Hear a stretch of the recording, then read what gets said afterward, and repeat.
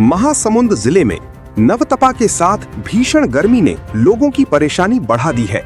जिले का तापमान 44 डिग्री सेल्सियस पार पहुंच चुका है, जिससे जनजीवन प्रभावित हो रहा है। दोपहर में सड़कें सुनसान नजर आ रही हैं और लोग गर्म हवाओं से बचने के लिए छांव तलाशते दिखाई दे रहे हैं। बढ़ती गर्मी का असर अब लोगों की सेहत पर भी पड़ने लगा है। जिला अस्पताल में रोजाना बड़ी संख्या में मरीज डिहाइड्रेशन, उल्टी, दस्त, चक्कर और बुखार जैसी शिकायतों के साथ इलाज के लिए पहुंच रहे हैं। नवतपा शुरू होते ही महासमुंद में गर्मी ने तेवर दिखाने शुरू कर दिए हैं। तेज धूप और गर्म हवाओं के कारण दोपहर के समय लोगों का घर से निकलना मुश्किल हो गया है। शहर की सड़कें भी दोपहर में सूनी नजर आ रही हैं। बढ़ते तापमान का असर अब अस्पतालों में भी दिखाई देने लगा है। मेडिकल कॉलेज सह जिला अस्पताल में रोजाना 7 से 8 मरीज डिहाइड्रेशन, उल्टी, दस्त, चक्कर और बुखार जैसी शिकायतों के साथ पहुंच रहे हैं। मेडिसिन विभाग के एचओडी डॉक्टर RL खरे ने लोगों से तेज धूप से बचने, ज्यादा पानी और तरल पदार्थ लेने, हल्के कपड़े पहनने और बच्चों व बुजुर्गों का विशेष ध्यान रखने की अपील की है। उन्होंने सामान्य लू लगने के लक्षण और हीट स्ट्रोक के बीच का अंतर भी बताते हुए लोगों को जागरूक किया। हालांकि अब तक हीट स्ट्रोक का कोई गंभीर मामला दर्ज नहीं हुआ है। अस्पताल अधीक्षक के मुताबिक अत्यधिक गर्मी से प्रभावित 4 मरीज अस्पताल पहुंचे थे, जिनमें से एक को बेहतर इलाज के लिए रेफर किया गया, जबकि 3 मरीजों का इलाज कर डिस्चार्ज कर दिया गया है। अस्पताल प्रबंधन ने गर्मी से प्रभावित मरीजों के लिए जरूरी व्यवस्थाएं भी बढ़ा दी हैं। मौसम विभाग के अनुसार आने वाले दिनों में गर्मी का असर और बढ़ सकता है।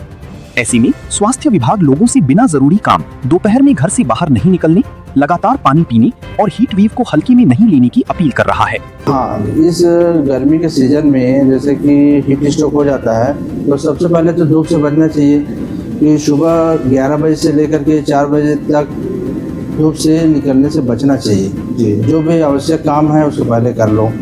और दूसरा है भरपूर पानी पीना चाहिए, नींबू पानी, छाछ है और ORS पानी।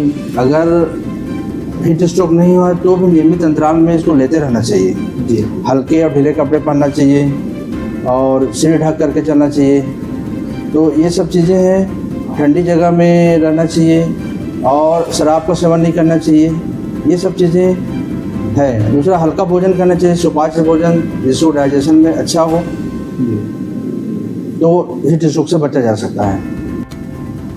जैसा कि मालूम है कि अभी नवतपा चालू हो गया है और मई के अभी एक आखिरी के जो 1-2 हफ्ते में बहुत ज़्यादा गर्मी है और लगभग 5 से 10 केसेस जो गर्मी से रिलेटेड बोलना चाहिए, हीट स्ट्रोक तो नहीं बोलते हम, अपने हिसाब से हीट रिलेटेड इलनेसेस होती हैं। चाहे वो हल्का बुखार हो, चाहे वो पेट का ख़राब होना हो, चाहे वो बहुत ज़्यादा सुस्ती का लगना हो, तो ये सभी जगह चाहे OPD है चाहे उसमें है 5-10 केसेस हमारे पास आ रहे हैं और सभी सामान्य रूप से 3-4 दिन उपचार के बाद ठीक होके जा रहे हैं। चूँकि गर्मी अभी बहुत ज़्यादा है तो सभी लोगों से सबसे पहले कि ये ध्यान दें कि जो जब आप अति आवश्यक ना हो तो दोपहर लगभग या दिन के सुबह 11 बजे से लेके दोपहर शाम के 4-5 बजे तक आप बहुत अति आवश्यक काम होने पे ही निकलें, नहीं तो घर पे रहें, सुरक्षित रहें।